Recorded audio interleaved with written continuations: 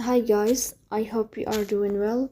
Today we will talk about how to fix or how to solve the problem of PayPal app. You will go to settings. Here you will click on apps, default apps, app settings. In this page you will search about the application of PayPal and you will enter. Here in this page of app info you will click on first stop and you will click OK. Here you will enter to the window of storage.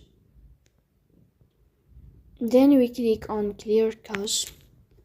Here you will turn on your airplane mode and you will turn off your airplane mode again to fix that problem. So please don't forget to support us by like and subscribe. See you next time and thank you for your watching and your attention.